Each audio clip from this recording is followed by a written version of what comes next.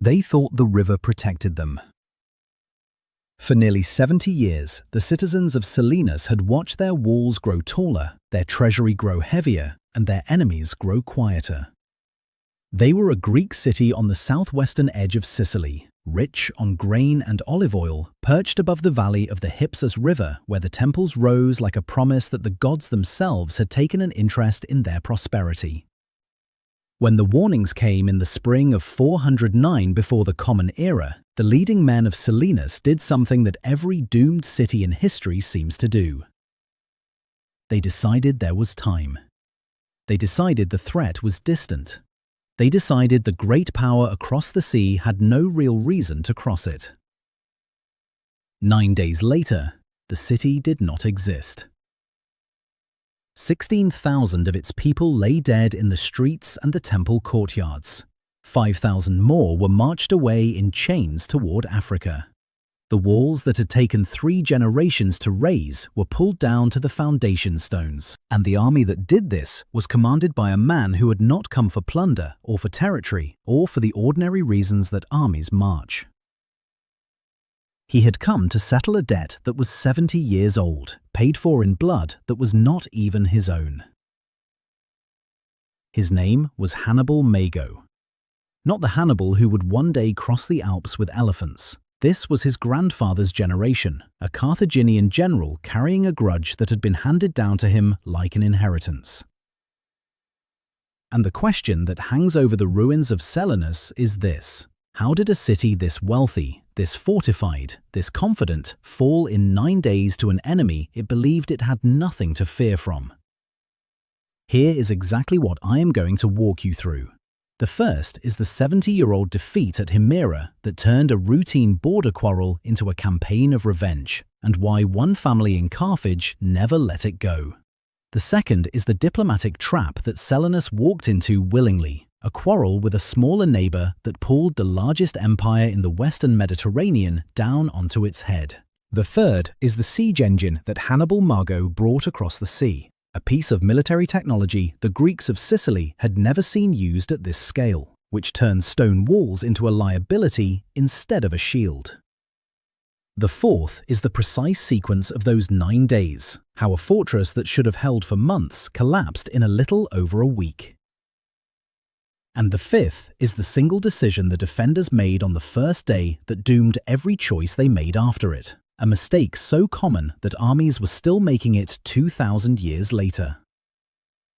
What I work from here is the surviving record, principally the account of the Greek historian Diodorus Siculus, who wrote his universal history, the Bibliotheca Historica, in the 1st century before the Common Era, and who, for the Sicilian Wars, drew on earlier sources now lost to us. Above all, the historian Timaeus of Tauromenium and the contemporary Philistus of Syracuse. The numbers and the sequence I will give you are his, and where the ancient figures are uncertain, I will say so plainly, because Diodorus, like most ancient writers, counted armies the way a man counts a crowd from a distance, by impression rather than by muster roll.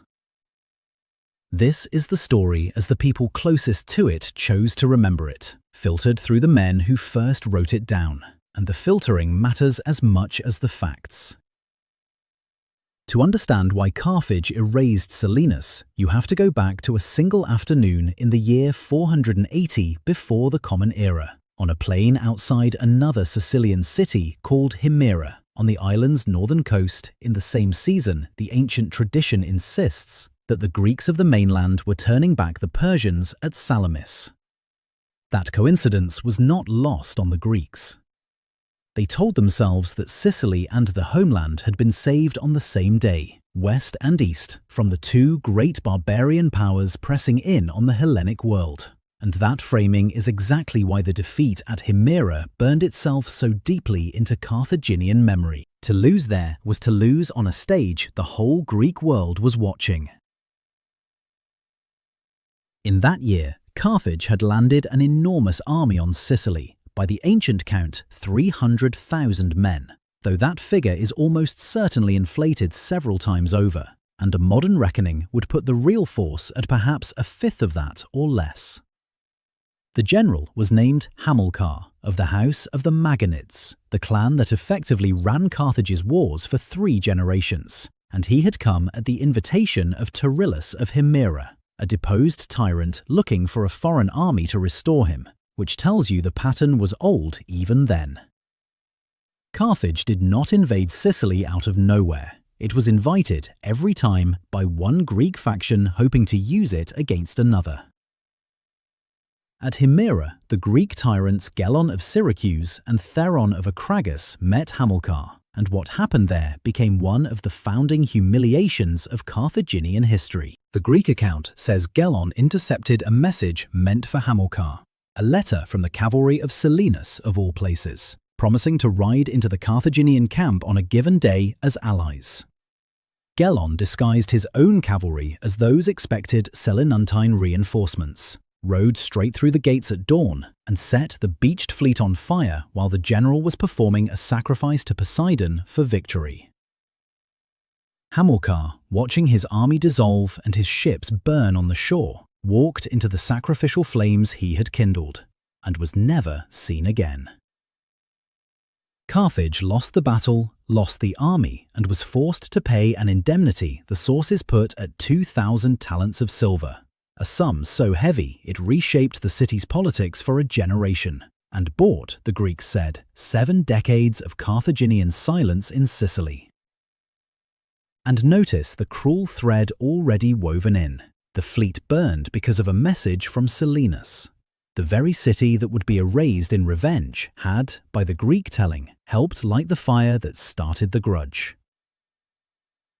That defeat did not heal. It calcified. And it became personal in a very specific way, because Hamilcar had a grandson. That grandson was Hannibal Mago. He grew up in a Carthage that spoke of Himera the way a family speaks of a wound that was never avenged. And in the Carthaginian telling, Hamilcar was not an embarrassment to be hidden. He was a grandfather who had died with honor, walking into the fire rather than surviving the disgrace of defeat, failed by fortune rather than by courage. The Carthaginians, the sources say, raised monuments to him in the city and in their colonies, and offered him sacrifices, treating a defeated general as something close to a hero, which is precisely the kind of memory that does not fade but hardens into obligation. For 70 years, the Carthaginian state had no appetite for another Sicilian war, busy as it was with North African expansion and its trade in the Western Sea. But the grudge did not need the state. It needed only a man with the authority to act on it and a reason that looked respectable from the outside. In 410 before the Common Era, that reason walked through the gates of Carthage and asked for help. The mechanism that destroyed Selinus was not, at first, an army. It was a lawsuit that became a war, and Selinus brought it on itself. Selinus shared a border with a smaller, weaker city called Segesta, an Elymian town, not Greek by blood, but heavily Hellenized, sitting inland to the northwest. The two had quarreled for decades over a strip of disputed farmland in the valley of the river Mazarus that divided their territories, and Selinus, being the larger and richer of the two, with a population and a treasury Segesta could not match, had spent those decades winning. By 410, Selinus was no longer merely holding the disputed ground. It was pushing past it, seizing land that even Segesta's enemies would have called Segestan. And this was not the first time Segesta had reached abroad for a sponsor. Only some years earlier, in the great Athenian expedition of 415, it had been Segesta's appeal to Athens and its false display of wealth in the temple of Aphrodite at Eryx that helped lure the Athenian fleet to its catastrophe at Syracuse. Segesta had learned, twice over, the survival strategy of the small power. When you cannot win, you find someone larger who can, and you make their war your own. So it went looking again, and this time it found Carthage. And this is the hinge on which the whole catastrophe turns. Segesta offered to become a subject ally of Carthage, to place itself and its territory under Carthaginian protection, to pay tribute and accept a Carthaginian garrison in exchange for an army to humble Selinus. For the Carthaginian council, the body of elders and the Sophates who governed the city, this was a request that could be debated on its merits, and the sources tell us it was debated with real reluctance because the memory of Himera cut both ways. Some feared a second disaster as much as others craved revenge for the first. For Hannibal Mago, who held the senior magistracy that year, it was something else entirely. It was the legal pretext he had been waiting his whole life for. A wronged ally, a clear grievance, a chance to march an army into Sicily not as an invader, but as a defender of an oppressed friend. The grudge from Himera and the quarrel over a farm field fused into a single justification, and Hannibal Mago pushed it through the council against the doubters, staking his own name on the outcome. Here is the part the defenders never understood until it was far too late. Selinus believed it was managing a border dispute with Segesta. It read the situation as a quarrel between neighbours, the kind of thing that ended in arbitration, perhaps before a panel of Syracusan judges, or in a season of raiding and a renegotiated boundary. That was the entire frame through which they saw the conflict, because that was the only kind of conflict they had ever had. What was actually happening was that Selinus had handed the grandson of Hamilcar a reason to bring the full weight of Carthage across the sea. The Selinuntines kept negotiating with the wrong opponent. They prepared, insofar as they prepared at all, for Segesta, for a campaign on a familiar scale against a familiar enemy. They never prepared for Carthage, because they could not believe a farm field was worth a fleet. And that single failure of imagination, the inability to scale the threat up to its real size, is the root from which every later disaster grew. Hannibal Mago first sent a token force, a few thousand men, some Carthaginian troops stiffened by Campanian mercenaries, just enough to test Selinus and to make the conflict real. Selinus beat that force back outside Segesta, and in beating it back, made the worst mistake available to it. It concluded that the danger had passed. It saw a Carthaginian detachment retreat and read victory into it, when what it had actually done was confirm to Hannibal Mago that the city would resist, which meant the city would have to be taken by storm rather than overawed into submission. The small defeat purchased the large army. It told Carthage exactly what it would need to bring. Through the winter of 410 into 409, Carthage built and gathered and hired across its empire, drawing Libyan spearmen, Iberian and Celtiberian swordsmen from Spain, Campanian and other mercenaries from Italy, and a fleet to carry them. And Selinus, satisfied with its little victory, let its guard down through the very months its enemy was arming. When the fleet finally came, 60 warships escorting some 1,500 transports by the ancient count, and landed near the old Phoenician port of Motia and then at Lilybaeum. It brought something the Greeks of Sicily had heard of but never faced at this scale. It brought siege towers and battering rams. The Greek cities of Sicily fought wars in a particular way, and that way had not included serious siege engineering. A walled city was, by the standards of the time, very nearly safe. The dominant form of war was the clash of hoplites in the open field, citizen heavy infantry deciding matters in an afternoon, and against walls, the standard methods were the blockade and the slow starvation. Armies came, armies camped outside, and either they starved you out over many months, or, far more often, they went home when the campaigning season ended, when the food ran low and the citizen soldiers needed to return to their own harvests. Walls won wars by simply existing. This was the assumption baked into every stone of Selinus, and it was a reasonable assumption, because in 2.5 centuries it had never failed them. Hannibal Mago broke that assumption. The Carthaginians had absorbed siege technology from the eastern Mediterranean, from the Phoenician homeland of Tyre and Sidon, and from long contact with the great siege traditions of the Near East, the Assyrian and later Persian methods of taking walled cities by engine and assault rather than by patience. Tyre itself was a city that knew sieges from the receiving end, and that institutional memory crossed the sea with its colonists. Hannibal Mago brought it to Sicily in a form no Greek city there had been built to withstand. He landed an army that ancient sources put at 100,000, even 200,000 in the wildest count. Again, figures to treat with deep caution and probably to divide by several times. But unmistakably enormous, larger than any single Greek city on the island could field alone.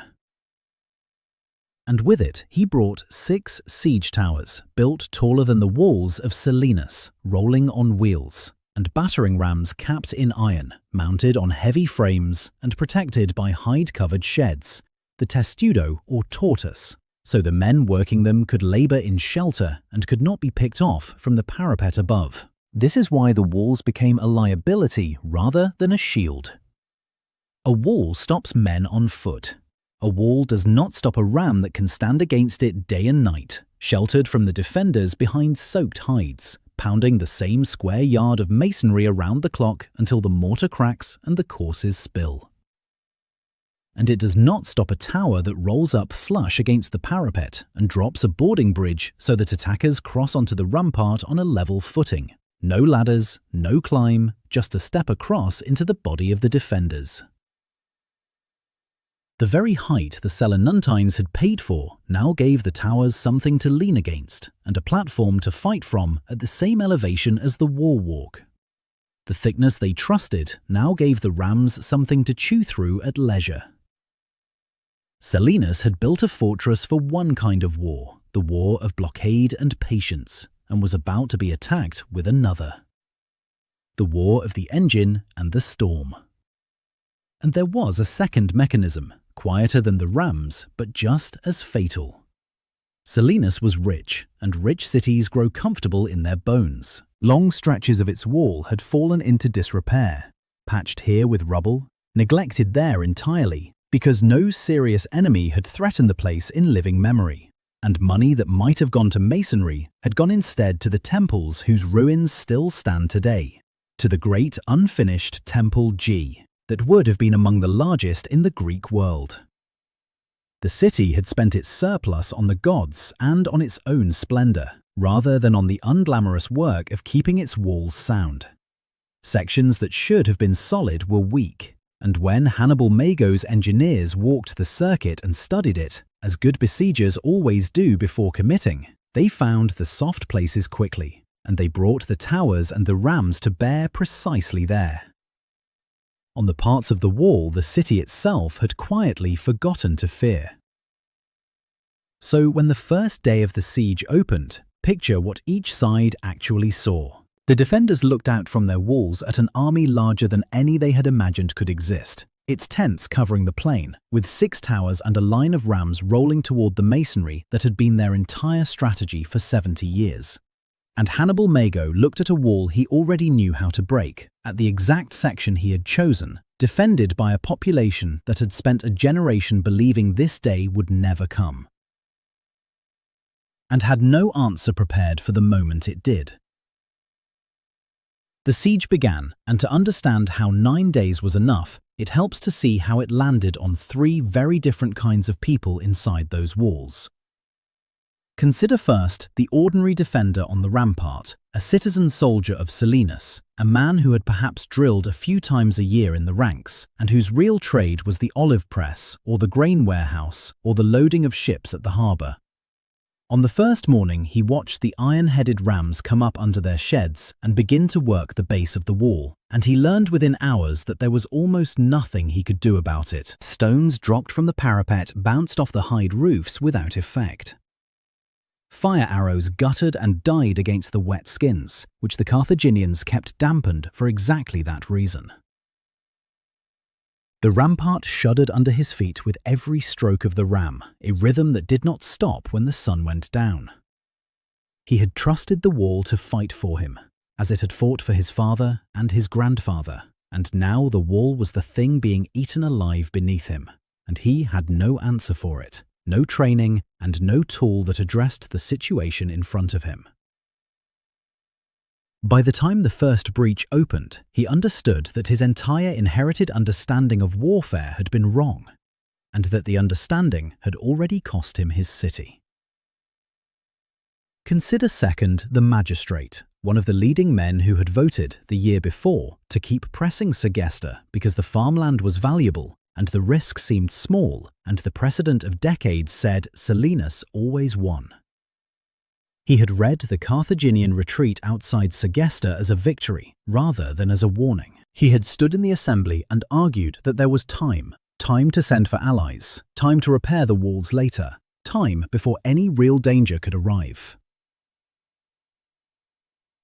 And now he sent his urgent messengers out across Sicily on the fastest horses the city had, to Syracuse and to Acragas and to Gela, the great Greek cities of the island, begging for the relief army that would break the siege from outside, as relief armies sometimes did.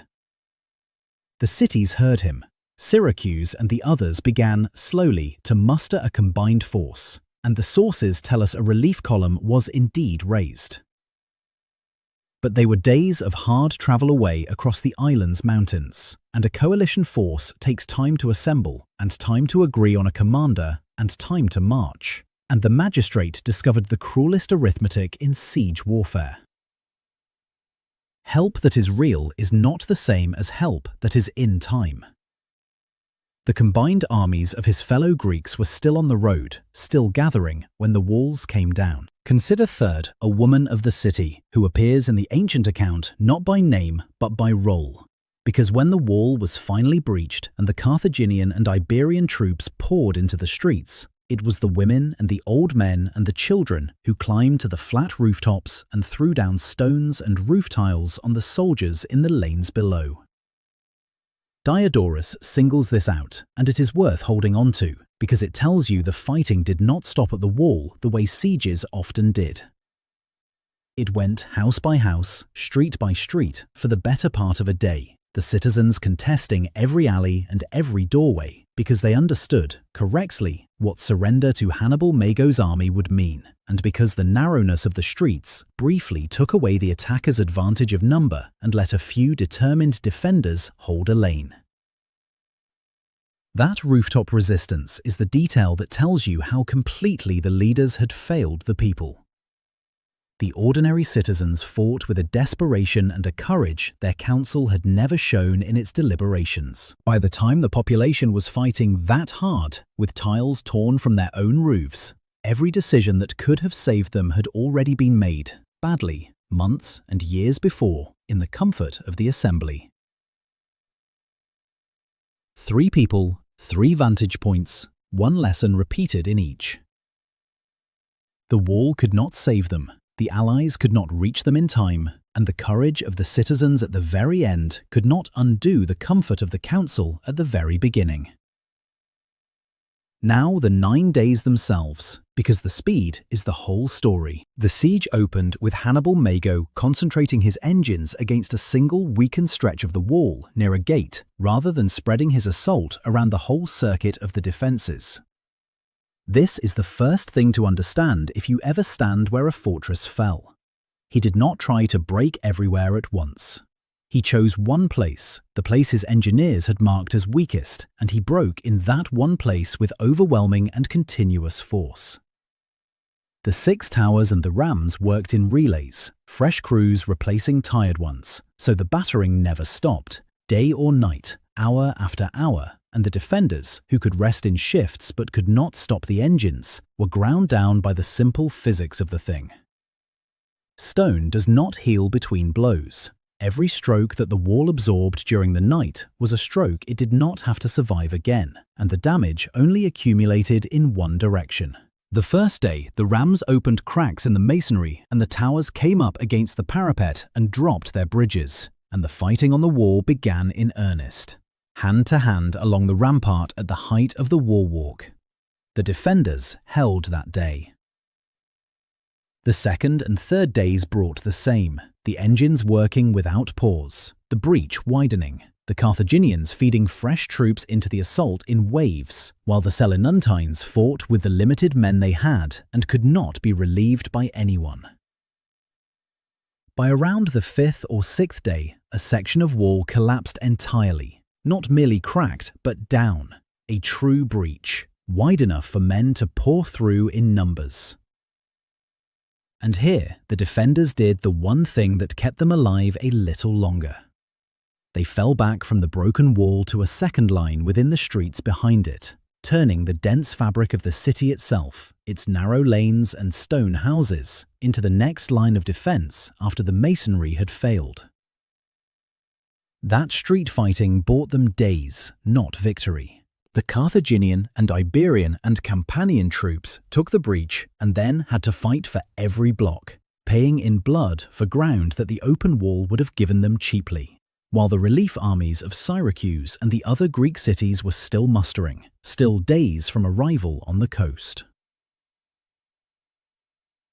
On roughly the 9th day, organized resistance finally broke. The defenders had no wall, no reserve of fresh men, and no help anywhere in sight on the horizon, and Hannibal Mago's army surged through the last barricades into the heart of Selinus, into the agora and up toward the temples on the Acropolis. What followed is described by Diodorus in terms meant to horrify his Greek readers, and we should treat the round numbers as ancient bookkeeping rather than a precise census. But the shape of it is not in doubt.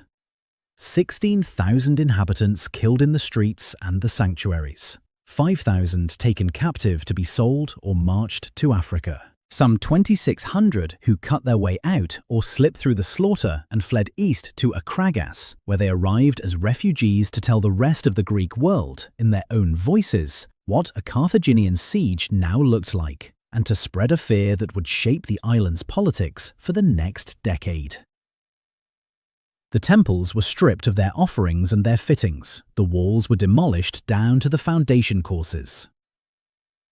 A city that had stood and prospered for 2.5 centuries was, within the span of a single camp stay, simply gone as a living thing.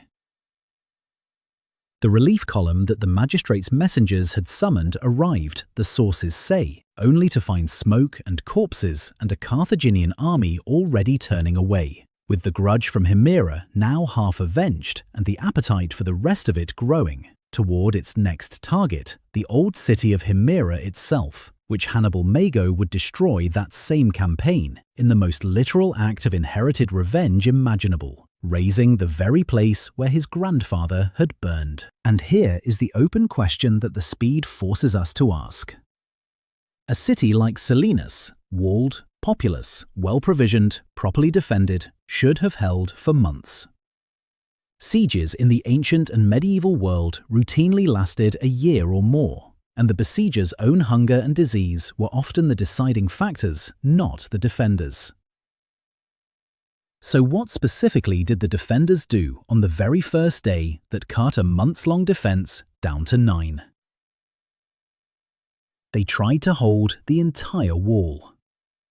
When Hannibal Mago's engines came up against that one weakened section, the defenders spread their strength along the whole circuit of the defences, instead of stripping the rest of the wall and massing every fighting man, every reserve, every stone and arrow and pot of fire at the single point under assault. They defended a perimeter when they should have defended a point.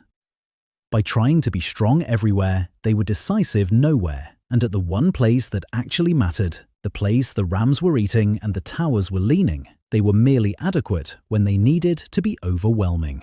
That is the mistake stated plainly. Concentration of defense to answer concentration of attack. The attacker chooses the point and brings his whole force against a fraction of yours. And if you have scattered yourself evenly to guard against an assault that could, in theory, come anywhere, you have guaranteed that you will be locally outnumbered at the only place he actually strikes. And it is the same mistake that defenders kept making for the next 2,000 years, at fortress after fortress and wall after wall, because the instinct to protect your whole home every gate and every tower and every stretch where your own people live behind the stone, is so much stronger than the cold discipline required to abandon most of it and pour everything into one corner. Hannibal Mago understood concentration, the oldest principle in the art of attack. The Council of Selinus understood comfort. That gap between the man who concentrates and the council that spreads itself thin is the 9 days. Now, before I go further, there is something I have built for anyone who wants to go deeper than a single video can go. I have put together a free companion guide called The Siege Files, a written breakdown of the 7 decisive sieges of the ancient Mediterranean, Selinus among them, with the troop figures, the timelines, the maps of where the walls actually broke, and a plain language explanation of the siege engines that ended the age of the safe city. It includes a 1-page summary of the concentration principle you just heard, the difference between defending a perimeter and defending a point, drawn straight from the sources. It is completely free, there is no upsell. You can find it at the link in the description below, marked The Siege Files. If this kind of story is why you are here, that guide is the next step. If you take one thing from the ruins of Selinus, take this. The city did not fall because Carthage was strong, though it was. It fell because comfort had made the defenders unable to imagine the disaster until it was already on top of them. The 70 years of peace that should have made Selinus careful had made it complacent instead. The wall it trusted became the weapon used against it. The ally it dismissed became the lever that moved an empire, and the small victory it celebrated bought the large army that erased it. 16,000 dead in 9 days, because the men who governed the city decided, in the spring of 409, that there was time. If this is the kind of history you want more of, the forgotten campaigns and the tactical decisions that decided them, the most useful thing you can do is subscribe and let the channel know this story landed. Because every subscriber tells the algorithm to carry it to one more person who has never heard the name Selinus.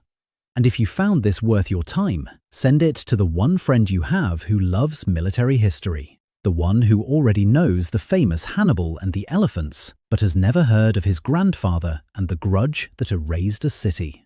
Send it to that person specifically. They will thank you for it. The next file we open is the city that did learn the lessons Selinus could not.